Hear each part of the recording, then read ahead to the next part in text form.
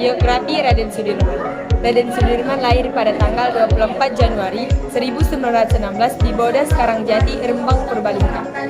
Beliau terlahir dari keluarga yang sederhana dan ayahnya bernama Karsit Kartawiraji yang merupakan seorang mandor tebu di pabrik gula Kalibanggor dan ibunya bernama Siem. Kedua orang tua Sudirman memiliki cita-cita agar anaknya mendapatkan masa depan yang lebih baik. Tentu harapannya itu dapat dicapai jika anaknya tersebut mendapatkan kehidupan dan pendidikan yang baik pula. Karena permasalahan ekonomi, Sudirman kecil diasuh oleh pamannya yang bernama Raden Cukrosunayo. Setelah diadopsi, Sudirman diberi gelar kebangsawan Jawa dan namanya menjadi Raden Sudirman.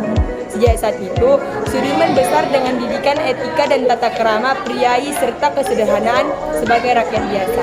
Berkat didikan awal tersebut, Sudirman tumbuh menjadi anak yang rajin dan aktif. Jenderal Sudirman memiliki peran krusial dalam perjuangan kemerdekaan Republik Indonesia. Awal perjalanan karirnya dimulai ketika ia ditunjuk sebagai kader dalam Pelatihan Pembela Tanah Air atau PETA, organisasi militer yang penting dalam perlawanan terhadap penjajahan. Setelah menjalin pelatihan, beliau menjabat sebagai komandan batalion di Bayumas. Puncak perannya yang krusial terjadi saat ia diangkat sebagai Panglima Besar Tentara Nasional Indonesia, Panglima TNI pada tahun 1949.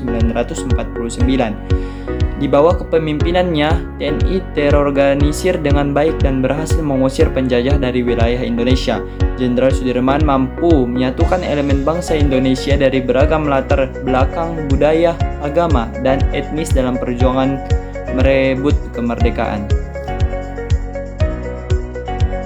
Nilai-nilai perjuangan yang dapat diambil dari Jenderal Sudirman. Yang pertama, semangat patriotisme kepada bangsa negara yang sangat tinggi. Yang kedua, jiwa nasionalisme dan cinta tanah air yang sangat besar untuk negara dan bangsanya. Yang ketiga, semangat berjuang untuk kemerdekaan Indonesia. Yang keempat, tidak pantang menyerah meski dengan senjata seadanya.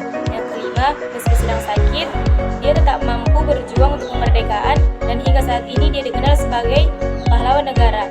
Yang keenam, semangat berkorban untuk kemerdekaan. Yang ketujuh, bergabung dan bersatu dengan rakyat untuk mewujudkan kemerdekaan. Dan yang kedelapan, sikap tangguh yang dimiliki dan tidak rela bangsa dan negaranya dijajah oleh bangsa lain.